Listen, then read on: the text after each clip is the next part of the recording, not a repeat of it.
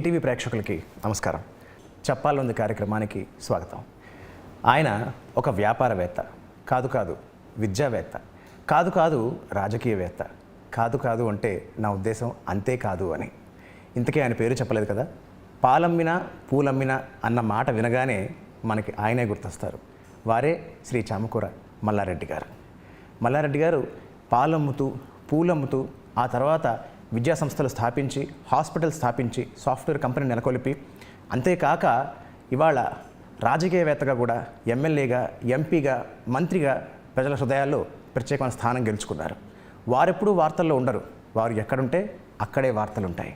మరి జగమెరిగిన మల్లారెడ్డి గారి గురించి జనమెరుగని సత్యాలేమిటో మనం వారిని అడిగి తెలుసుకుందాం. శ్రీ మల్లారెడ్డి గారికి చెప్పాలనుంది కార్యక్రమానికి స్వాగతం పలుకుతున్నాను.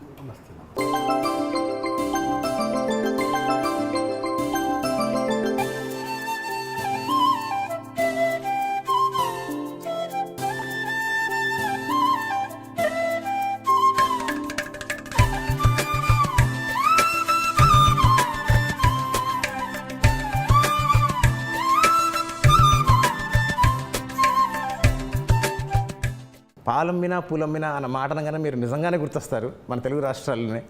అయితే మీరు ఏదో పంచలేల కోసం చెప్పారా, అయితే నిజంగానే పాలు పూలు అమ్మారా సార్ వాస్తవానికి? ఉమెన్స్ కాలేజ్ ఉంది ఇక్కడ, ఇంజనీరింగ్ కాలేజ్ సార్. అమ్మాయిలకు ఇంట్రడక్షన్లో నేను చిన్నప్పటి సంది ఏం చేస్తున్నానో చెప్తూ వచ్చిన. ఆ చెప్తూ వచ్చే సందర్భంలో నేను చిన్నప్పుడు పాలమ్మినమ్మా, పూలమ్మిన, బోర్వెల్ నడిపించిన, స్కూల్స్ పెట్టిన, కాలేజీ పెట్టిన అని పెడుతూ వస్తే ఆ పాలమ్మిన పూలమ్మేది అని బాగా ఫేమస్ అయిపోయింది. అయితే నిజంగా అమ్మినట్టే వాస్తవానికి? అమ్మినది నా 76లో నా పెళ్ళి అయినప్పుడు నేను పాలే అమ్మినా. అరే 93లో ఈ కాలేజ్ అంతా ఇప్పుడు యూనివర్సిటీ ఉన్నదంతా పూలు అమ్మింది. పూలే ఇక్కడ ఓ రోజు ఒక లారీ పూలు వస్తుండే నా దగ్గర. అంటే మీరు సరే పాలమ్మకంలోకి వచ్చారు, అంతకన్నా ముందుకు వచ్చి వెనక్కి వెళితే మీ తల్లిదండ్రులు ఏం చేసేవారు, మీ కుటుంబ నేపథ్యం ఎలా ఉండేది? మా తల్లిదండ్రులు బోయినపల్లిలో ఉందరు. ఈ ఊరు ఇప్పుడు ఏదైతే కాలేజీలో ఉన్న ఊరంతా మా అమ్మమ్మల ఊరు, మా అమ్మ పుట్టిన ఊరు. ఇది మా అమ్మమ్మల ఊరు, బోయినపల్లి మా నాయనది. అచ్చా. అట్లా అక్కడి నుంచి స్టార్ట్ అయింది. వాళ్ళు కూడా వ్యవసాయం చేస్తారు, బర్రెలు ఉండే, గేదెలు ఉండే అప్పుడు కూడా. సో మరి పాలు పూలు అమ్ముతున్న మీరు ఒక్కసారిగా డీవియేట్ అయ్యి మరి ఈ విద్యారంగంలోకి రావడం ఏమిటి, ఈ సాఫ్ట్వేర్ కంపెనీ పెట్టడం ఏమిటి, హాస్పిటల్స్ నిర్మించడం ఏమిటి, అసలు మీ దృష్టి ఇటువైపు ఎలా మళ్ళింది? అసలు నాకే అర్థం కాలే ఎట్లా మరిన్నో. ఇదంతా దాన్ని సర్ప్రైజ్ అంటారా, దాన్ని భగవంతుడు కల్పించిండా, లేక అది మనం మంచి పనులు చేస్తే, మనకు మంచి మనసు ఉంటే, మనం పాజిటివ్ మైండ్ ఉంటే, మనకు మంచి ఆలోచనలు ఉంటే భగవంతుడు మనకు మంచి దారి చూపిస్తాడు చూడు. అట్లా గిట్ట భగవంతుడు నా మంచి మనసును, నా పాజిటివ్ మైండ్ను, నా మంచి ఆలోచనలు చూసి మల్లారెడ్డి తల్లిదండ్రులు బాగా కష్టపడ్డరు, పూలు అమ్మిర్రు, పాలు అమ్మిర్రు, వాళ్ళకు మంచి దారి చూపిద్దామని భగవంతుడు ఆ మాదిరిగా స్కూల్ దారి చూపించినట్టున్నాడు. దానికైనా ప్రేరణ ఏమైనా ఉందా సార్? అంటే మీరు పెద్దగా చదువుకోలేదని విన్నాము. పెద్దగా ఏం లేదు, ఇంటర్మీడియట్ పాస్ అయినా ఫస్ట్ బ్యాచ్, ఈ BA 1 month పోయినా అంతే. సో మరి అది కూడా తెలంగాణ యాజిటేషన్లో 69 నా ఆల్ పాస్. ఇప్పుడు కరోనాలో ఆల్ పాస్ ఎట్లా అయినరు 10th క్లాసు. ఇప్పుడు నేను 69లో యాజిటేషన్లో ఆల్ పాస్లో నేను పాస్ అయినా. ఫస్ట్ బ్యాచ్ ఇంటర్మీడియట్ కూడా ఆల్ పాస్లో నేను పాస్ అయినా. మరి దానికి ఇన్స్పిరేషన్ అని ఉందా సార్? ప్రత్యేకించి స్కూల్ పెట్టడం కానీ విద్యావంగం వైపు స్కూల్ ఎట్లా పెట్టినామంటే, బాలనగర్లో మేము నలుగురు నడుమ ఒక ప్లాట్ ఉండే, ఒక బిల్డింగ్ కట్టినాం. దానికి ఒక స్కూల్ మేడం కిరాయికి తీసుకుంది 87లో. అక్కడ బాలనగర్లో తీసుకుంటే మేము కిరాయికి ఇచ్చినాం అంతే, మేము రెంటెడే. నెక్స్ట్ ఇయర్ ఏమైందంటే ఇమీడియట్గా ఎన్టీ రామారావు అప్పుడు సీఎం, ఆయన ఏం చేసిండంటే 30 రూపాయలు ఫీజు క్లాస్లో స్టూడెంట్కు ఒక రూల్స్ తీసుకొచ్చిండు. 2 రూపాయలు ఇడ్లీ, బియ్యం లేదా ఇడ్లీ 2 రూపాయలే అప్పుడు హోటల్లో. అప్పుడు టిఫిన్లు కూడా దాని మీద కంట్రోల్ తీసుకొచ్చిండు. 30 రూపాయలు స్టూడెంట్కు ఫీజు, 1200 స్కేల్ ఇవ్వాలి టీచర్కు. అయితే 40 మంది ఉంటే ఆ స్కేల్ తోటి ఆ 40 మందికి 4 ముళ్ళ 1200 టీచర్కు జీతమే అయిపోతుండే. స్కూల్లో ఏం మిగిలకపోవు, మిగతా కరెంట్ బిల్లు, మెయింటెనెన్స్ మంచి చెడ్డ. ఆమె ఏం చేసింది, 1 year నడిపించినాక ఏం డబ్బులు వస్తలేవని మన పార్ట్నర్షిప్గా తీసుకుందాన్ని. అట్లా ఆమె దగ్గర మేము కూడా స్కూలే కదా జాయిన్ అయినాం, మనదే కదా బిల్డింగ్ అని జాయిన్ అయితే ఆమె ఇమ్మీడియట్గా 1 year కాగానే ఆమె వెళ్ళిపోయింది, మాకు వదిలిపెట్టిపోయింది. 88లో ఆమె వెళ్ళిపోయింది. 89 నుంచి మేమే నడిపించుకున్నాం. ఇక మాకు అప్పుడు 3 ఏళ్ళు ఇబ్బంది అయింది. వేరే ఒక ప్రిన్సిపాల్ని మార్చినాం, ఇంకో ప్రిన్సిపాల్ పెట్టినాం. మాకు ఐడియా లేదు, మా నాలెడ్జ్ కాదు, మా సబ్జెక్ట్ కాదు. అది పోతూ పోతూ 2-3 ఏళ్ళు అయినాక మంచి ప్రిన్సిపాల్ దొరికింది, పర్ఫెక్ట్ నడిపిస్తుంది. అదే ప్రిన్సిపాల్ ఇప్పటికి కూడా ఉంది, 37 సంవత్సరాలు. అబ్బా. మేఘా సేన్ మేడం. ఆ. అప్పటి సంది ఇప్పటిదాకా బాలనగర్లో సెయింట్ మార్టిన్స్ హై స్కూల్లో ఆమెనే ప్రిన్సిపల్. సార్ మీరు ఎప్పుడు మీడియాలోనే కాదు సోషల్ మీడియాలో కూడా ఇప్పుడు వైరల్గా ఉంటారు. ఈ మధ్యకాలంలో మీరు ఒక ఏ వీడియో చేశారు, మీరు అంటే పెద్దవాళ్ళందరినీ కలుస్తున్నట్టుగా, ఐ మీన్ కాలం చేసిన వాళ్ళందరినీ కలుస్తున్నట్టుగా చేశారు. అసలు ఆ ఆలోచన మీకు ఎలా పుట్టింది అండ్ దాని వెనకాల ఉన్న ఉద్దేశం ఏమిటి, అండ్ అలాగే ఏఐని మీ విద్యా సంస్థల్లో లేకపోతే మీ రాజకీయాల్లో ఎలా వాడుతున్నారు? ఇప్పుడు ఆదిత్య, నేను ప్రపంచం అంతా తిరిగి వచ్చిన ఆదిత్య. ప్రపంచం అంతా నేను నవంబర్లో ఆస్ట్రేలియా పోయినా, లాస్ట్ ఇయర్ అమెరికా పోయినా, మొన్న పోయిన నెల జపాన్ పోయినా. ఎక్కడ చూసినా ఏఐ స్టార్ట్ అయిపోయింది ఆల్రెడీ. మన దగ్గర ఏఐ అంటే ఇప్పటికీ భారతదేశంలో తెలియదు, ఒక 10% కూడా లేదు ఏఐ అంటే. మనం తైవాన్ పోయినా, కొరియా పోయినా, జపాన్ పోయినా, చైనా పోయినా ముందే, అక్కడంతా అడ్వాన్స్ అయిపోయింది ఏఐ. మనకంటే 7-8 సంవత్సరాల ముందున్నారు వాళ్ళు ప్రతి దాంట్లో ఆల్రెడీ ఇప్పుడే ఆల్రెడీ అమెరికాలో కానీ జపాన్లో కానీ డ్రైవర్ లేని కారు నడుస్తుంది. అవును, స్టార్ట్ అయింది. రోబోలతోటి హోటళ్ళన్నీ క్లీన్ చేపిస్తున్నాయి, రోబోలతోటి కాఫీ టీలు సప్లై చేపిస్తున్నది. అంతా ఏఐతో కూడా పని చేస్తూ ఉన్నారు వాళ్ళు. నేను తైవాన్లో ఒక టెక్నాలజీ తోటి వాళ్ళు ఏఐ తోటే టెక్నాలజీ అంతా కూడా యూజ్ చేస్తున్నారు మెడికల్లో. ఓ. క్యాన్సర్ రోగం మీద మొత్తం పూర్వం సంధి ఆ రోగానికి ఎన్నెన్ని మందులు ఇస్తాం, ఏమేమి చేస్తాం అదంతా ఏఐకి చెప్పి కొత్త టెక్నాలజీ, కొత్త రీసెర్చ్ ఏఐతో చేస్తున్నారు అలా.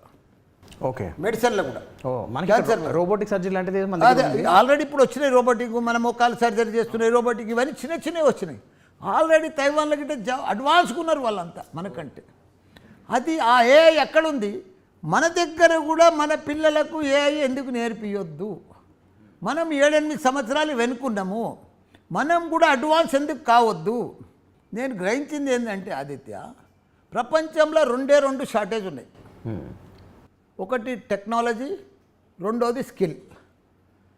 ఈ 2 ఉంటే మన యువకులకు, మన యువ ఇంజనీర్లకు కానీ, యువ డాక్టర్లకు కానీ, యువ ఫార్మసిస్టులకు కానీ, యువ మేనేజ్మెంట్ కోర్సులకు కానీ టెక్నాలజీ స్కిల్ ఉందనుకో ప్రపంచాన్ని ఏలొచ్చు ఆదిత్య. మనం అసలు ప్రపంచంలో మనమే లీడరం. మనకు మించిన టెక్నాలజీ యువకులు, యువ ఇంజనీర్లు, యువ డాక్టర్లు లేరు ప్రపంచంలో. నేను గ్రహించింది అది. దానికోసమే ఏఐ ఇప్పుడు కొత్తగా ఏఐ వచ్చింది. నేను ఒక ఎగ్జాంపుల్ చెప్తా ఆదిత్య ఏఐ కోసం. నేనేం చేసామంటే, నేను మా చిన్న కొడుకు, కోడలు 2 డాక్టర్లు. మేము మెడికల్ కాలేజ్ నడిపిస్తాం. మేము ఇంట్లో ఫ్యామిలీలో డిస్కస్ చేసుకున్నాం, మా కొడుకు కోడలు మేము. అరే ఏఐ తోటి మనం ఒక మెడికల్ కాలేజ్ను అనుసంధానం చేసి గవర్నమెంట్ ఆఫ్ ఇండియాకి ప్రజెంట్ చేస్తే ఎట్లుంటుంది రా. మా కొడుకుని తైవాన్ పంపించినాం. ఓకే. తైవాన్కి వెళ్ళి ఆ ప్రాజెక్ట్ రిపోర్ట్ తీసుకొచ్చినాం ఏఐ తోటి. ఓ. తైవాన్కి వెళ్ళి ఫ్యాకల్టీని కూడా తీసుకొచ్చినాం. ఇక్కడ మళ్ళీ తను ప్రజెంట్ చేసేవాళ్ళు కూడా లేరు. ప్రాజెక్ట్ రిపోర్ట్ వచ్చినా ప్రజెంట్ చేయాలి కదా గవర్నమెంట్కు, ఆ ఫ్యాకల్టీ లేరు. వాళ్ళని కూడా అక్కడికి వెళ్ళి తీసుకొచ్చి యూజీసీకి, సెంట్రల్ గవర్నమెంట్కు మేము మా కొత్త యూనివర్సిటీ ఉన్న కాలేజీలోనే, రన్నింగ్ కాలేజీలోనే, మెడికల్ కాలేజీలోనే డీమ్డ్ యూనివర్సిటీ చేయాలని, డిస్టెన్స్లా క్లస్టర్ యూనివర్సిటీ చేయాలని మేము పేరు పెట్టి సెంట్రల్ గవర్నమెంట్కు యూజీసీకి ప్రజెంట్ చేసినాం. ఆదిత్య నువ్వు చెప్తే పరిశాన్ అవుతావు, సూపర్ సక్సెస్ అయిపోయింది. ఏఐ తోటి చేసినాం. మాకు మా కుటుంబంలో మేము వరల్డ్ కప్ కొడితే ఎంత సంతోషం ఉంటుంది, భారతదేశం వరల్డ్ కప్ గెలిస్తే ఎంత సంతోషం ఉంటుంది, అంతకంటే ఎక్కువ సంతోషమైంది మాకు, మా కుటుంబం. ఎందుకంటే 7 కాలేజీలు పెట్టినాం, 2 మెడికల్, 2 డెంటల్. ఇది అందరు తెలుసుకోవాలి. ఎందుకంటే భారతదేశంలోనే first this kind of university. 500 యూనివర్సిటీలు ఉన్నాయి మన భారతదేశంలో, కానీ ఇలాంటి university first time in India. మొన్న 6 months కింద వచ్చింది, 6 నెలలే అయింది మేము అప్రూవ్ అయింది. అంతే, అప్రూవల్ అయిపోయింది, అడ్మిషన్ కూడా అవుతుంది. ఓ. దాని పేరు ఇప్పుడు digital health distance cluster deemed university. Digital హెల్త్లా ఇప్పుడు example MBBS with AI. Okay. కొత్తగా ఇన్ని రోజులు మనము ఎంబీబీఎస్ చదువుతున్నారు, పీజీ చేస్తున్నారు, డాక్టర్ ప్రొఫెషనల్ చేస్తున్నారు, అందులో కొత్తదనం లేదు.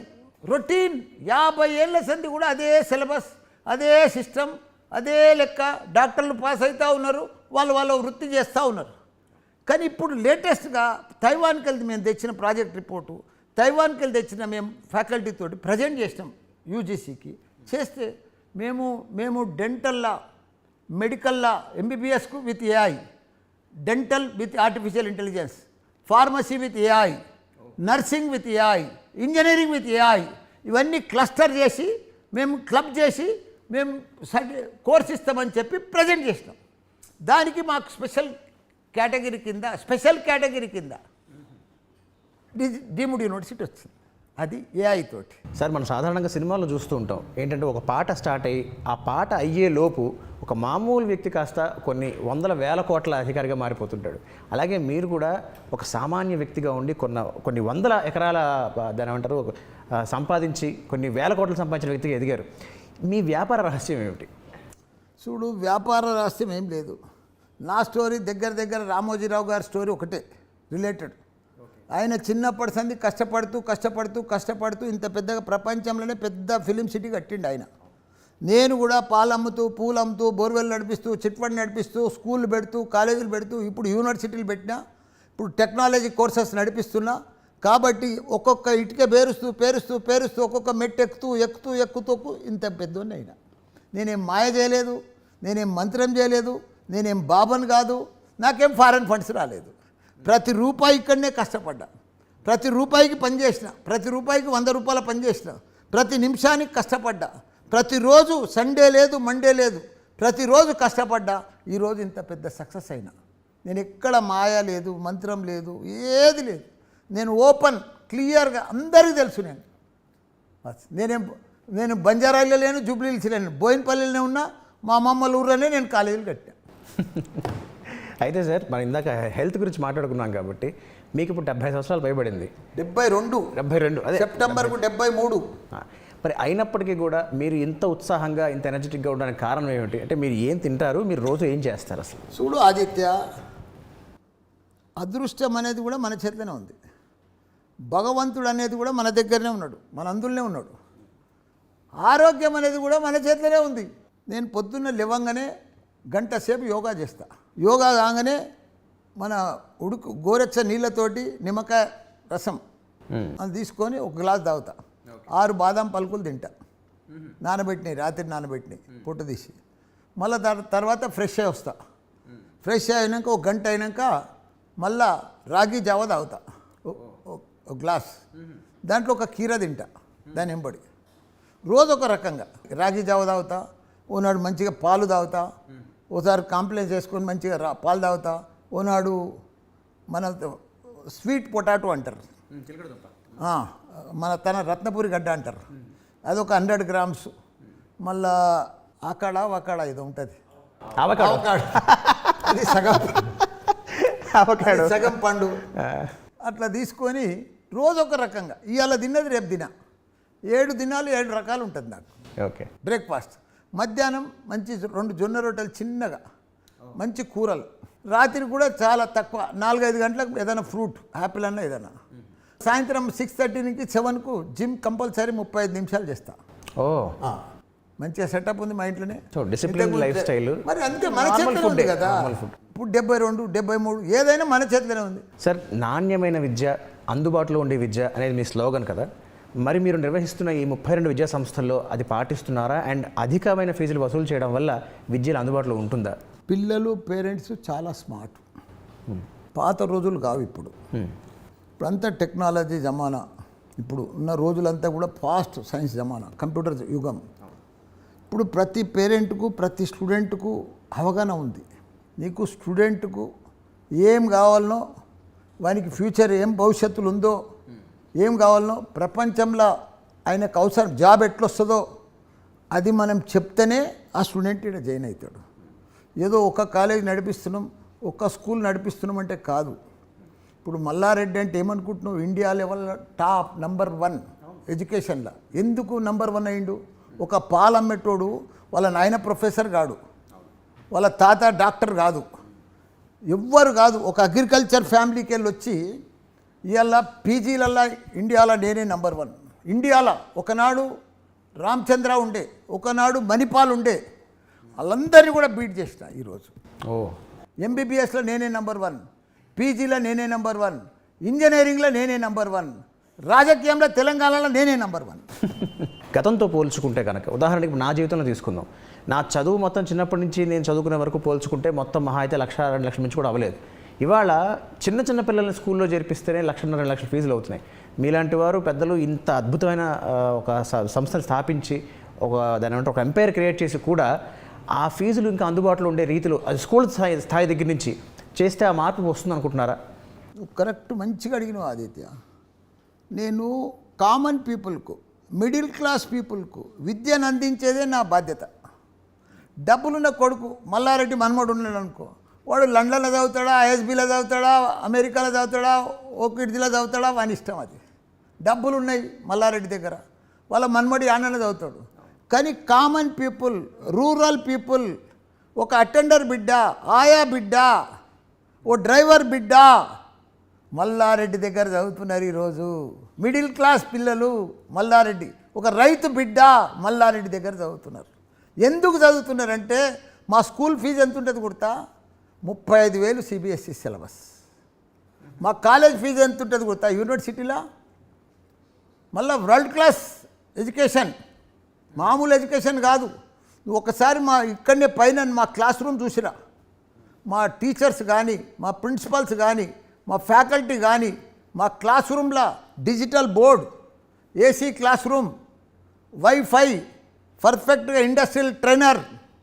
ఎట్లకెళ్ళి జాబ్ రావాలి 4th ఇయర్లో ఆయనకు ఇంజనీరింగ్లో. మా దగ్గర డొనేషన్ లేదు. ఇప్పుడు నాకు 3 యూనివర్సిటీలు ఇండియాలో ఎవరికి లేవు. ఫస్ట్ మ్యాన్ ఇన్ ఇండియా, 3 యూనివర్సిటీలు ఇక్కడ నడిపించేది. Malla Reddy Vishwavidyapeeth, Malla Reddy university, MR university. ఇప్పుడు 3 యూనివర్సిటీలు కలిపి ఇక్కడనే నడిపిస్తున్నాయి. ఇక్కడ 250 ఎకరాలు ఇది. మొత్తం నా 500 ఎకరాల్లో నా ఇన్స్టిట్యూషన్స్ నడుస్తున్నాయి. నేను కామన్ పీపుల్ కోసం నడిపిస్తున్నా. ప్రతి ఒక్కరికి కూడా ప్రపంచంలో ప్రపంచం ఏ మాదిరి కావాలో, స్కిల్ టెక్నాలజీ షార్టేజ్ ఉందో ఆ 2 కూడా ఇక్కడ నేర్పించి ఆయనకు ఉద్యోగం కల్పించేటట్టు చేస్తున్నా. ప్రపంచానికి తగ్గట్టుగా తీర్చిదిద్దుతున్నా. అందుకే నాకు ఇంత పేరు వచ్చింది. నా బ్యాక్గ్రౌండ్ కాకుండా ఎడ్యుకేషన్, నేను బీటెక్, నాకు ఇప్పటికి కూడా బీటెక్ ఫుల్ ఫామ్ తెలియదు. నాకు ఏం తెలియకున్నా, మా ఇంట్లో ఎవరు ప్రొఫెసర్లు డాక్టర్ లేకున్నా అందరికి అందిస్తున్నామంటే ఇంత డిమాండ్ తోటి, ఇంత అడ్మిషన్స్ తోటి, ఇన్ని ఎకరాలల్లా, ఇంత విద్యా సంస్థలు, ఇంత పెద్ద సంస్థలల్లా ఇన్ని అడ్మిషన్ జరుగుతున్నాయంటే నా మల్లారెడ్డి పేరు చూసి వస్తలేరు, నా అకాడమిక్ చూసి వస్తున్నారు. కరెక్టే సార్. అంటే ఇది మీరు పాటిస్తున్నారు సరే, అది సమాజంలో కూడా మనకి అలాంటి ఒక మార్పు తీసుకురావాల్సిన ఆవశ్యకత ఎంతవరకు ఉందని మీరు అనుకుంటున్నారు? ఉన్నది మార్పు. మాలాంటి వాళ్ళు ఉండేప్పటికనే ఇప్పుడు మార్పు వచ్చింది. సార్, మీరు పాలు పూలు అమ్మే ఈ ఆస్తి అంతా సంపాదించని చెప్తూ ఉంటారు. అసలు నిజంగా మీ ఆస్తి విలువ ఎంత ఉంటుంది సార్? నాకే తెలియదు. అవునా? మరి ఏం అవసరం? నాకు 3 సార్లు ఇన్కమ్ ట్యాక్స్ రేడ్ అయింది. అవును. అసలు వాళ్ళ తాను కూడా లెక్కలేదు ఇన్కమ్ ట్యాక్స్ వాళ్ళ. ఏం చదువుకోలేదని చెప్తున్నారు. ఏం చదువుకోలేదు, ఇంటర్మీడియట్ పాస్ అయింది కదా. అంటే పెద్దగా చదువుకోలేదని చెప్తున్నారు కదా సార్. పెద్దగా అంటే అప్పట్లో అదే పెద్ద బారిస్టర్ లెక్క. అది ఏమనుకుంటున్నావు? అప్పట్లో ఇంటర్మీడియట్ అంటే ఏమనుకుంటున్నావు నువ్వు? 69, 72, 73. మీరు చదువుకున్న ఇంటర్మీడియట్కి, మీరు పెట్టిన సంస్థలకి, లేదంటే యూనివర్సిటీస్కి అంటే ఎక్కడ మ్యాచ్ కుదరట్లా. మరి ఇంత పెద్ద యూనివర్సిటీలు, ఇన్ని విద్యా సంస్థలు అసలు మీరు ఎలా నడుపుతున్నారు? మీ దగ్గరికి జనం రావడానికి ఆ అట్రాక్షన్ ఏమిటి? ఆ సక్సెస్ అవడానికి కారణం ఏంటి సార్? అట్రాక్షన్ ఏం లేదు. ప్రపంచంలో ఏమి షార్టేజ్ ఉందో, ప్రపంచంలో మన స్టూడెంట్స్కు ఏమి కావాలనో, మైక్రోసాఫ్ట్, గూగుల్, ఫేస్బుక్ ఏం అవసరమో, ఎలాంటి స్టూడెంట్స్ కావాలనో అది నేను తయారు చేస్తున్నాడు. ఎట్లా అంటే మొన్నటిదాకా నాయి కూడా అన్ని జేఎన్‌టీ కాలేజీలో ఉండే. ఆ డిఫరెంట్ చూసినా ఇప్పుడు అన్నీ నేను 3 యూనివర్సిటీలు పెట్టినా. 3 యూనివర్సిటీలల్లో ఒక స్టూడెంటు 70% తోటి పాస్ అవుతాడు ఇంజనీరింగ్. ల్యాప్టాప్తో రాదు, తీసుకురాడు కాలేజ్కు. జేఎన్‌టీ సిలబస్లో ల్యాప్టాప్ కంపల్సరీ లేదు, ల్యాప్టాప్ నడిపియరాదు. ఏదైనా మల్టీనేషనల్ మైక్రోసాఫ్ట్ దగ్గరికి పోయినాక ఇంటర్వ్యూకి పోతే నీకు ల్యాప్టాప్ మీద ఏదైనా అడిగిండు అనుకో, నువ్వేం చేయలేవు. చిన్న ప్రాజెక్ట్ ఇస్తే దాన్ని చేయలేవు. ఏదన్నా మంచిగా ఇంగ్లీష్లో పర్ఫెక్ట్ మాట్లాడాలంటే నీకు ఆ స్కిల్ ఉండదు. నీకు జాబ్ ఎట్లా వస్తుంది? వాళ్ళకి డే 1 నుంచి నా యూనివర్సిటీలలో ఏం చేసిన అంటే డే 1 నుంచి ల్యాప్టాప్ తీసుకురావాలి. ల్యాప్టాపే నీ లైఫ్ పార్ట్నర్. ల్యాప్టాప్ లేకపోతే నీకు లైఫే లేదు, నీకు ఫ్యూచరే లేదు. అది స్లోగన్ పెట్టి చెప్పేసిన పిల్లలంతా తెస్తున్నారు. ల్యాప్టాప్లో ఫస్ట్ ఇయర్లోనే ల్యాప్టాప్ మీద అన్ని కోర్సులు చెప్పేస్తున్నా. ఫస్ట్ ఇయర్లోనే నీకు 4 ఇయర్స్ సిలబస్ కంప్లీట్ చేసేస్తున్నా. టైం ఎక్కువ పెట్టి 9 to 5 దాకా పెట్టి కంప్లీట్ సిలబస్ అయిపోతుంది. సెకండ్ ఇయర్స్ అంది నీకు మల్టీనేషనల్ కంపెనీల క్వశ్చన్ బ్యాంక్స్ అన్నీ కూడా రివ్యూ చేస్తూ వాళ్ళు ఇచ్చే ప్రాజెక్టులన్నీ కూడా నీకు రివ్యూ చేస్తుంటే, ఎందుకంటే ఇప్పుడు మనం మెకానికల్ సివిల్ ట్రిపుల్ చదివేది కాదు, మనమంతా సాఫ్ట్వేర్ జాబ్లే కావాలి. సాఫ్ట్వేర్ జాబ్ కావాలంటే టెక్నాలజీ కావాలంటే ఇవన్నీ రుబ్బాలి. ఇవన్నీ ఏ కారణాలు అడిగినా మన స్టూడెంటు ప్రాజెక్ట్ చేయాలి, జవాబు చెప్పాలి, త్వరగా కావాలి.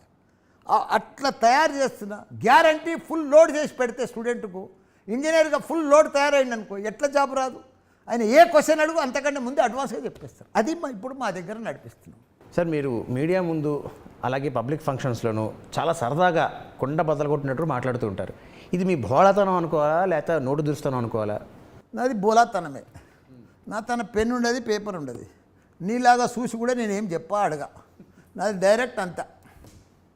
నేను కూడా ఫుల్ లోడ్ అయి ఉన్నా అన్నిట్లలో. మరి మీ చెలోక్తులు ఎక్కడి నుంచి వస్తాయి సార్ స్పాంటేనియస్గా? అది ఫుల్ లోడ్ అయి ఉన్నా అని చెప్తున్నా కదా. ఓకే, నా సాఫ్ట్వేర్ ఫుల్ లోడ్ అయి ఉంటుంది ఎప్పటికీ. మొత్తం ఏఐ ఉన్నది నా దగ్గర. స్కిల్, టెక్నాలజీ, ఏఐ 3 కలిసి ఉన్నాయి ఇప్పుడు. మల్లారెడ్డి అంటే ఒక ఏఐ. ఓహో, నువ్వు ఏదన్నా అడుగు చెప్పేస్తా. సార్, మీ మీద ఇన్కమ్ ట్యాక్స్ రైడ్ జరగడానికి కారణాల్లో ఒకటి మీరు డొనేషన్లు బాగా వసూలు చేస్తారని వినడం జరిగింది. సో ఇందులో వాస్తవం ఎంతవరకు ఉంది?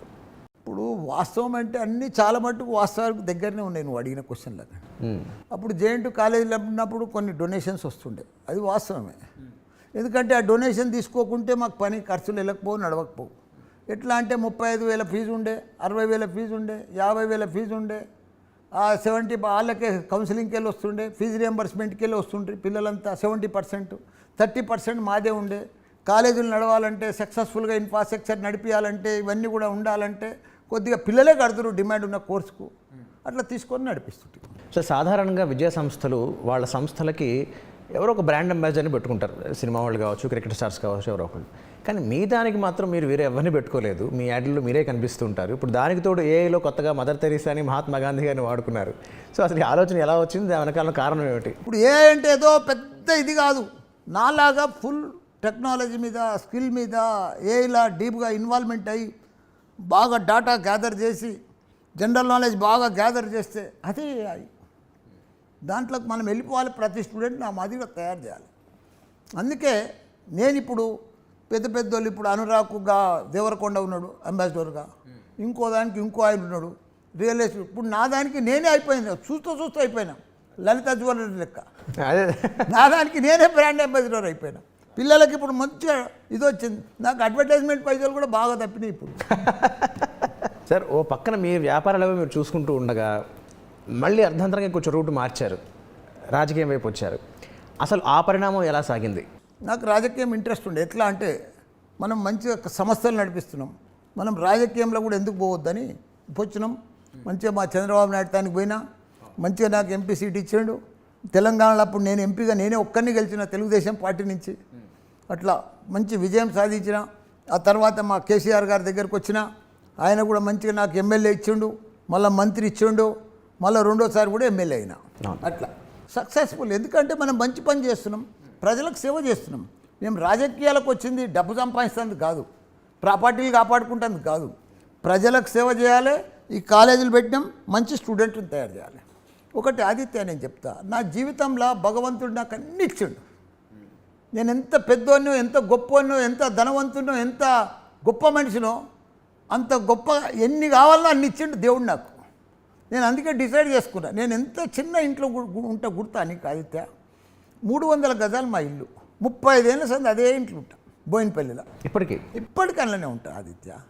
నాకు డబ్బు మీద ప్రేమ లేదు, ఆశ లేదు, డబ్బు అవసరం లేదు. భగవంతుడు వద్దనంగా ఇస్తుంది. లక్ష్మీదేవి తల్లి అయితే వద్దనంగా కుమరిస్తుంది డబ్బు. నాకు ఏం చేసుకుంటాం డబ్బు మన ఎంబడి వస్తాయా? ఇవన్నీ కూడా ఇట్లా డెవలప్ చేస్తూ ఉన్నా, ఎస్టాబ్లిషింగ్ చేస్తూ ఉన్నా. సార్, ఇప్పుడే మనం మాట్లాడుకున్నాం, మీరు టీడీపీలో చాలా మీరు ఊహించిన స్థాయిలో మంచి గుర్తింపు వచ్చింది మీకు అని చెప్పి. బట్ దాని తర్వాత మళ్ళీ మీరు పార్టీ ఎందుకు మారారు అండ్ ఇది చంద్రబాబు నాయుడు గారికి చెప్పే చేశారా, ఆయన ఒప్పుకున్నారా, అది ఎలా జరిగింది? కొన్ని విషయాలు చెప్పకుండానే చేయవలసి వస్తుంది ఆదిత్య. అప్పుడు పరిస్థితులను బట్టి మనం మారవలసి వస్తుంది. సార్ మీకు చంద్రబాబు నాయుడు గారు అలాగే కేసీఆర్ గారు అండ్ రేవంత్ రెడ్డి గారు ముగ్గురితోనూ పరిచయాలు ఉన్నాయి, సత్సంబంధాలు ఉన్నాయి. వీరు ముగ్గురులో మీరు గమనించిన ఒక కీలక విశేషాలు ఏమిటి? మీరు వారి ముగ్గురిని ఎలా విశ్లేషిస్తారు? ముగ్గురులో వీళ్ళిద్దరు అయితే మంచి సీఎంలు, చంద్రబాబు నాయుడు, కేసీఆర్. ఎందుకంటే చంద్రబాబు నాయుడు ప్రపంచంలో మన హైదరాబాదును మంచి చిత్రపటంలో తీసుకొచ్చిండు, హైటెక్ సిటీ కట్టి. అదే మాదిరిగా మన కేసీఆర్ గారు తెలంగాణను భారతదేశంలోనే 29 రాష్ట్రాలు ఉంటే ఆదర్శ రాష్ట్రం తీసుకొచ్చిండు తెలంగాణను. ప్రతి గ్రామంలో 12,769 గ్రామాలు ఉంటే ప్రతి గ్రామానికి dumping yard, grave yard, current, నీళ్ళు, తాగునీరు, సాగునీరు, క్రీడా మైదానం, ఇట్లా ప్రతిదీ గ్రామంలో ట్రాక్టరు, ట్రాలీ, అసలు ఇది లేదనుకుంటే చేసిండు ప్రతి గ్రామాన్ని. ఇద్దరు మామూలు గారు, ఇద్దరు సీఎం మంచి అభివృద్ధి చేస్తారు. మరి రేవంత్ రెడ్డి గారి పట్ల మీ అభిప్రాయం? ఆయన ఉన్నాడు, అవకాశం వచ్చింది, ఇంకా ఇప్పుడు కొత్తగా అయింది కదా, ఇంకా 2 ఏళ్ళు అయింది, ఇప్పుడు 18 నెలలు అయింది, ఇంకా టైం ఉంది కదా, చూద్దాం ఏం చేస్తాడో. ఇన్ని విద్యా సంస్థలు పెట్టారు, ఎంతోమందికి కొన్ని వేల లక్షల మందికి ఒక ఆదర్శమూర్తిగా ఉన్నారు. బట్ అలాంటి మీరు ఒక ప్రెస్ మీట్లో ఒక రాష్ట్ర ముఖ్యమంత్రి అయిన రేవంత్ రెడ్డి గారిని బూతులు తిడుతూ తొడగొట్టి సవాల్ చేయడం జరిగింది. మీరు అలా చేసినందుకు పశ్చాత్తాపడుతున్నారా? బూతులు తిట్టడం అంటే నాకు బూతులు రావు. నేను ఆయనను తిట్టాలని తిట్టలేదు. నేను ఎవరినైనా తిట్టా. నేను ఒక విద్యా సంస్థను నడిపిస్తా, మంచి మంచి ఇంజనీర్లు, డాక్టర్లు తయారు చేస్తున్నాను. నేను అలాంటి వ్యక్తిని. అవును. నా నియోజకవర్గానికి వచ్చి ఒక పెద్ద మనిషిని, నేను ఏజ్ కూడా పెద్ద ఆయన కంటే, నన్ను తిట్టినందుకు నేను తిట్టవలసి వచ్చింది, అంతే. అంటే ఎంత కాదని ఒక రాష్ట్రానికి ముఖ్యమంత్రి గారు సార్, ఇప్పుడు అయిండే, అప్పుడు లేడు కదా. దానివల్ల మీ ఎడ్యుకేషనల్ దానికైనా ఇంపాక్ట్ పడింది? జరుగుతుంది, ఇంపాక్ట్ పడ్డా ఏం పెద్ద ఉన్నాడు కదా, భగవంతుడు ఉన్నాడు, అన్నీ చూసుకుంటాడు. సార్ మరి దాని తర్వాత మళ్ళీ మీరు ఎప్పుడైనా రేవంత్ రెడ్డిని కలవడం జరిగిందా? మీ ఇద్దరి మధ్య చర్చ జరిగిందా? అండ్ దీని గురించి మీరు ఇంకెవరికైనా వివరించారా ఈ ఇష్యూ గురించి? ఇది ఇప్పుడు ఒకసారి జరిగిపోయినాక రాజకీయంలో ఇవన్నీ మామూలే. ఫ్రెండ్షిప్, తిట్కాలు, మళ్ళీ దుష్మన్లు, దోస్తులు, ఇవన్నీ మామూలే ఆదిత్య. నీకు తెలియదు, కొత్తగా కనిపిస్తుంది, వింతగా కనిపిస్తుంది, కానీ మాకందరికీ మామూలు అయిపోతాడు అసెంబ్లీలో. ఎట్లా అంటే నాకంటే ఎక్కువ తిట్లు వాళ్ళు అలానే ఉన్నారు, ఇప్పుడు మంత్రులై ఉన్నారు. ఆయన మా మన్మరాలు పెళ్ళికి కూడా వచ్చిండు, వాళ్ళ ఇంటికి పోయి పత్రిక కూడా ఇచ్చినాం. అవన్నీ మంచిగా జరిగిపోయినాయండి. అవన్నీ ఎప్పటికప్పుడు రాజకీయంలో మర్చిపోతారు ఆదిత్య. మీరు ఒక సందర్భంలో నేను కాంగ్రెస్ పార్టీకి వెళ్దాం అనుకున్నాను, కానీ అక్కడ చాలా ఆగమాగం ముందని ఆగిపోయినా అని చెప్పారు. అసలు కాంగ్రెస్ పార్టీకి మీరు వెళ్ళాలని ఎందుకు అనుకున్నారు? ఆగమాగం ముందని ఎందుకు అనిపించింది? మేము వెళ్దామని అనుకోలేదు. మా బాబు ట్రై చేసిండు అక్కడ ఎంపీ సీట్ కోసం. ట్రై చేస్తే నన్ను అడిగిండు, చూడరా ట్రై చేసుకో అన్న. మీరు ఇక్కడ ఉండి కూడా అక్కడికి పంపించారు. ఇప్పుడు కొడుకు పెద్దోడు అయ్యిండు. ఒక పెద్దగా అయినాక 45 ఏళ్ళు ఇప్పుడు నా కొడుకు. స్వేచ్ఛ, మనం దానికి ఏమనలేదు కదా. సరే ట్రై చేసుకోరా అన్న. ట్రై చేసిండు, కాలేదు, డ్రాప్ అయిపోయాడు, అంతే. ఓకే, మరి ఆగమాగం అన్న అసలు ఆ ఆలోచన ఎందుకు వచ్చింది మీకు? ఆగమాగం అంటే ఇప్పుడు అంతా ఆగమాగమే ఉంది కదా అక్కడ. అంటే మీరు ఏ ఉద్దేశంలో అనుకున్నారా ఆ మాటని? నాకు కనిపిస్తుంది ఆగమాగము, మీకు మంచిగా కనిపిస్తుండొచ్చు, నాకైతే ఆగమాగమే కనిపిస్తుంది అక్కడ. సార్ మీ అల్లుడు రాజశేఖర రెడ్డి గారికి సంబంధించిన 2 బిల్డింగ్లు ఇవన్నీ కూడా హైడ్రా పేరుతో కూల్చివేయడం జరిగింది. సో ఇది మీరు లిమిట్స్ దాటి చేసిన తప్పుగా భావిస్తున్నారు, లేకపోతే ఒక రాజకీయంగా చేసిన ఒక? లేదు, మాది కొద్దిగా హైడ్రాలో వస్తుంది, బఫర్ జోన్లో వస్తుంది. వాళ్ళు వచ్చారు, ఇన్స్పెక్షన్ చేశారు, కొద్దిగా కొడతామన్నారు, కొట్టేసారు, అయిపోయింది. అది అది ఉన్నది బఫర్ జోన్లో కొద్దిగా వచ్చింది, 10 ఫీట్లు వచ్చింది బిల్డింగ్. అది నిజమే. అంటే ఇన్నేళ్ల ప్రస్థానంలో, ఇన్ని ఒడిదుడుగుల్లో, ఇన్ని ఇబ్బందుల్లో, ఇన్ని సమస్యల్లో మీకు ఎప్పుడైనా ఎందుకు వచ్చిన రాజకీయాలు నాయన అసలు అనవసరంగా వచ్చాను అని మీకు ఎప్పుడైనా అనిపించిన సందర్భాలు ఏమైనా ఉన్నాయా? అలా ఒకవేళ వచ్చి ఉంటుంటే మీరు అలా బయటపడి ఉంటారు. నాకు ఎప్పుడు ఏది అనిపించలేదు ఆదిత్య. నేను ప్రతి పనిని, ప్రతి బాధను కూడా ఎంజాయ్ చేస్తూ సక్సెస్ అవుతాను. నేను ఎంజాయ్ చేస్తూ పోతాను, బాధలను కూడా ఎంజాయ్ చేస్తూ తీసుకుపోతాను.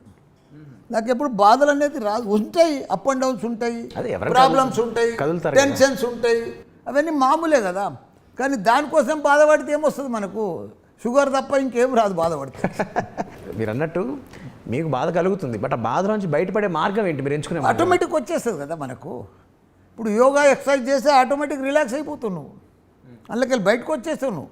నా సార్ మీ రాజకీయ వ్యాపార వారసులు ఎవరు అండ్ మళ్ళీ వచ్చే ఎన్నికల్లో మీరు పోటీ చేస్తారా లేకపోతే మీ కంప్లీట్ ఫోకస్ అంతా విద్యా సంస్థల మీదే ఉంచుతారా? చూడు, నేను 75% నా విద్యా సంస్థల మీదనే పెడతా నా ఫోకస్. ఇప్పుడు 25% నాకు రాజకీయం పార్ట్ ఇప్పుడు. ఎందుకంటే ఎంపీ అయినా, మినిస్టర్ అయిపోయినా, ఎమ్మెల్యే అయిపోయినా, ఏజ్ కూడా అయిపోయింది, అన్నీ అయిపోయినాయి. ఇక అన్నీ అయిపోయినాక ఇవి ఈ యూనివర్సిటీలు అనేది ఆదిత్య తరతరాలు పిడీలు మన్మన్లు మునిమన్లు పోతూనే ఉంటుంది 100 సంవత్సరాలు. రాజకీయం అట్లా కాదు, 5 సంవత్సరాలు ఉంటావు, మళ్ళీ ప్రజలు ఎన్నుకుంటూ ఉంటావు, లేకపోతే పోతావు.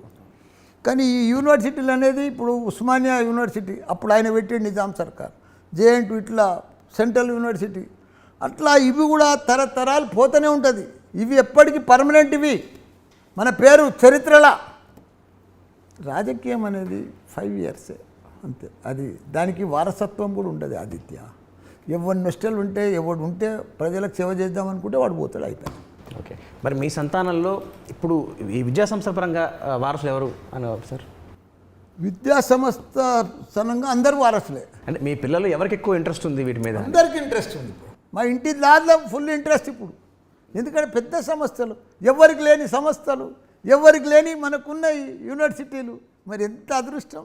మీరు ఒక 25 ఎకరాల్లో ఒక స్పోర్ట్స్ విలేజ్ నిర్మించారు అండ్ దాని ప్రత్యేకతలు ఏంటి అండ్ విద్యార్థులకి అది ఎలా ఉపయోగపడుతుంది? విద్యార్థులకు మనం చిన్నప్పటి సందే స్పోర్ట్స్ మీద పెడుతూ చదువులు మంచి చదువు అందిస్తే చాలా గొప్ప స్టూడెంట్ తయారవుతాడు చిన్నప్పటి సందే మనం పిల్లలకి. అందుకే స్పోర్ట్స్ చాలా ఇంపార్టెంట్.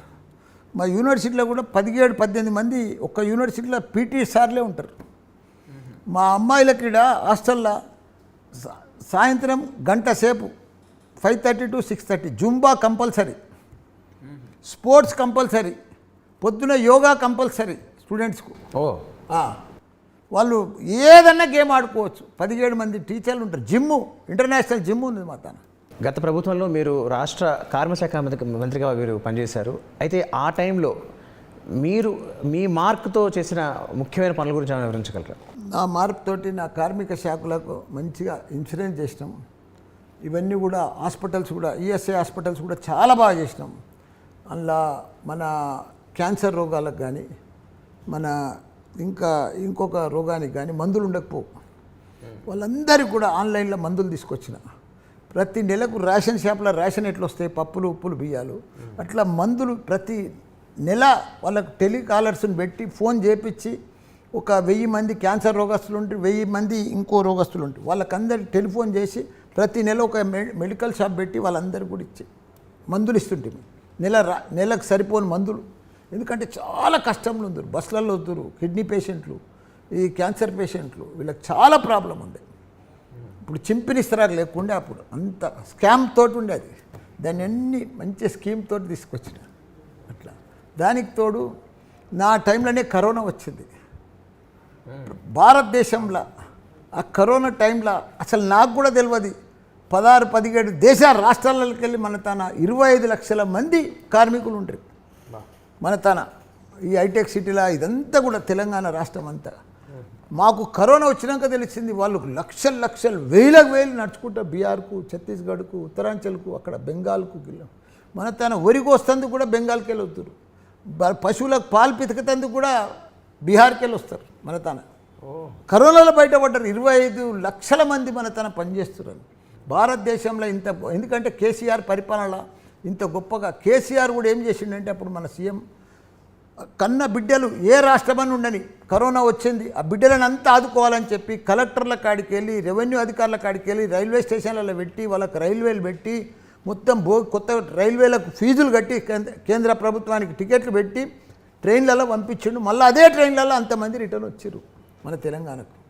అంత గొప్పగా ఆదుకున్నాం మేమంతా. అప్పుడు నాకు అదృష్టం లేబర్ మినిస్టర్ ఉండే నేను. సార్ మీ శ్రీమతి గారు ఏం చేస్తుంటారు అండ్ మీ వ్యక్తిగత వ్యాపార జీవితంలో వారి సహాయ సహకారాలు ఎలా ఉంటాయి? ఆమె చాలా బాగుంటుంది, స్మార్ట్గా ఉంటుంది, నాకు మంచి అనుకూలంగా అన్నీ కూడా సహకరిస్తుంది. ఆవిడ పేరు సార్ క్షమించాలి? కల్పన గారు. ఎప్పుడు నాకంటే కూడా నవ్వుకుంటుంటుంది. ఓ, మీకంటే కూడా నాకంటే కూడా ఒక అడుగు ముందే ఉన్నది ఆమె నవ్వుల. అబ్బో, అయితే మీకు ఆవిడ దగ్గర నుంచి వచ్చింది అనుకోవాలా? నాకు ఇంట్లోకి వెళ్ళి పోగానే ఎదురుగానే ఇప్పుడు ఏ మనిషికైనా మగవాళ్ళకు మనం సాయంత్రం 5-6 గంటలకు ఇంటికి పోతాం.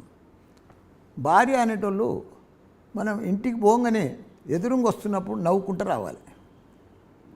మంచినీళ్ళు ఏదో ఇస్తే అప్పుడు మనకు హ్యాపీగా ఫీల్ అవుతుంది. మనం ఇంట్లో పోగానే మన ఆవిడ అది అయింది, వాడు చచ్చిపోయిండు, వాడు పెట్టిపోయిండు అని ఏదో దూసరించుకుంటా మాట్లాడితే మనకు బయటికి వెళ్ళి వస్తాం కదా, చికాకు అవుతుంది. ఆ చికాకు రాకుండా ఉండాలి మొగోళ్ళకు. ప్రతి ఆడవాళ్ళకు కూడా నేను రిక్వెస్ట్ చేసి చెప్తున్నా, మీ భర్తలు వచ్చినప్పుడు ఇంట్లోకి వచ్చినప్పుడు మంచిగా చిరునవ్వుతోటి, బాధలున్నా ప్రాబ్లమ్స్ ఉన్నా అవి తర్వాత చెప్పుర్రి, ముందు మాత్రం చిరునవ్వుతో రిసీవ్ చేసుకోండి. చిరునవ్వుతో రిసీవ్ చేసుకుంటే చాలా హ్యాపీ ఫీల్ అవుతారు. ఏమైనా సమస్యలు ఉంటే తర్వాత చెప్పండి. సార్, మీరు స్థాపించిన కాలేజీలన్నిటికీ కూడా మీ పేరే పెట్టుకున్నారు. సాధారణంగా వేరే వాళ్ళు వేరే వేరే పేర్లు పెట్టుకుంటూ ఉంటారు. దాని వెనక ఒక ప్రత్యేకమైన కారణం ఏదైనా ఉందా? ప్రత్యేకంగా ఉందా? అది చాలా ఇంపార్టెంట్ అది.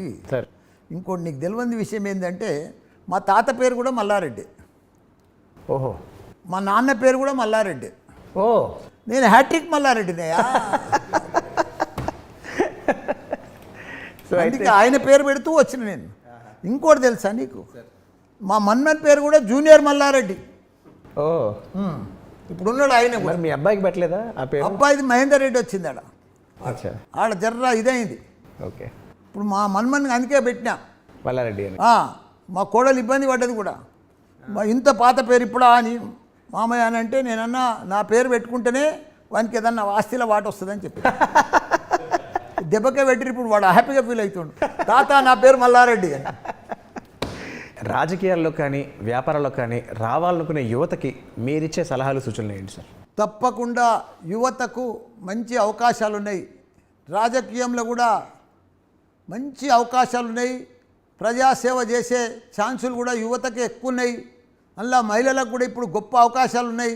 మహిళా బిల్లు వస్తుంది కాబట్టి రాబోయే రోజులల్లో మహిళలకు మంచి అవకాశాలు ఉన్నాయి.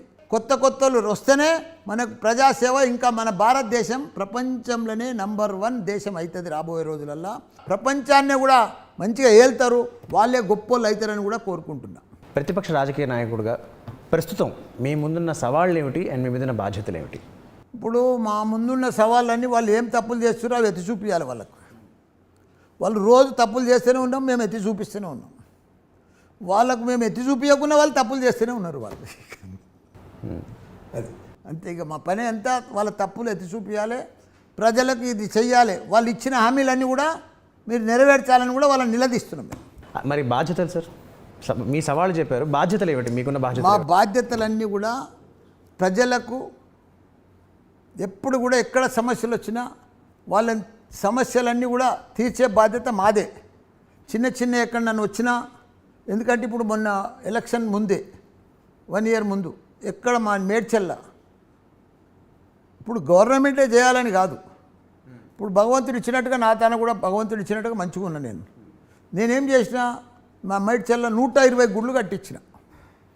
అట్లనే 61 గ్రామాలు ఉంటే 61 గ్రామాలలో అన్ని రోడ్లు వేయించిన నా సొంతం డబ్బులతోటి. ఇప్పుడు గవర్నమెంటే చేయాలి, మనమే లీడర్ ఉండాలని కాదు, భగవంతుడు నాకు ఆర్థికంగా మంచుకున్నా, నేను నా డబ్బులతో చేపించిన. ప్రజలు అట్లా హ్యాపీ ఉంటారు, అంతే. మన బాధ్యత కదా అది. ఇప్పుడు నీకు సమస్య వచ్చింది, రోడ్డు లేదు, గవర్నమెంట్ వేస్తలేదు, ప్రాబ్లం ఉంది, నా డబ్బులతోనే వేయించిన. ఒక గుడి కట్టాలి, సగంలో కట్టి ఉంది, అది ఫినిషింగ్ చేయాలి, నా డబ్బులతో ఫినిషింగ్ చేయించిన. అది మన బాధ్యత. మీకు ఇప్పటికీ అంటే 72 ఏళ్ల వయసు అయినప్పటికీ కూడా ఇంకా సాధించే ఉత్సాహంతో ఓపికతో మీరు ఉన్నారు కాబట్టి ఇప్పటికీ మీకు మిగిలిపోయిన ఒక కళ ఏమిటి, మీ జీవిత లక్ష్యం ఏమిటి, అది ఎప్పటికి తీరుతుందో మీరు అనుకుంటున్నారు? నా జీవిత లక్ష్యం ఒకటి, వరల్డ్ క్లాస్ ఇంజనీర్లను తయారు చేయాలి, వరల్డ్ క్లాస్ డాక్టర్లను తయారు చేయాలి, ప్రపంచం తగ్గట్టు తీర్చిదిద్దాలి. అదే నా ఆశయం, అదే నా కోరిక. మీ ఏ వీడియోలో చెప్పినట్టుగా అంతే. ప్రతి ఒక్కరిని ఏఐ తయారు చేయాలి, ఓకే. ప్రతి ఒక్క స్టూడెంట్ను ఏఐ తయారు చేయాలి బస్ ప్రపంచంలో. చాలా చాలా థ్యాంక్స్ సార్, మీ అమూల్యమైన సమయాన్ని మాకు కేటాయించి మీ జీవిత ప్రస్థానం గురించి మాకు అందరికీ వివరించారు. అండ్ అలాగే చాలా మంచి మంచి సలహాలు కూడా చెప్పారు. మరొక్కసారి మా ప్రేక్షకుల తరఫున మీకు ధన్యవాదాలు సార్. చాలా చాలా థ్యాంక్స్. మంచి క్వశ్చన్లు అడిగిన ఆదిత్య, థ్యాంక్ యూ. ఇది ఇవాళ మన చెప్పాలంది కార్యక్రమం. మల్లారెడ్డి గారితో వారి జీవితంలోని ఎన్నో విశేషాలు, ఎన్నో ఒడిదొడుకులు, వారు ఎదుర్కొన్న సమస్యలు, వాటిని వారు అధిగమించిన విధానాలు ఇవన్నీ తెలుసుకున్నాం. వచ్చేవారం మరొకతో మళ్ళీ కలుసుకుందాం. అంతవరకు సెలవు, నమస్కారం. ఈ కార్యక్రమాన్ని ఈటీవీ విన్ మొబైల్ యాప్లో కూడా వీక్షించండి.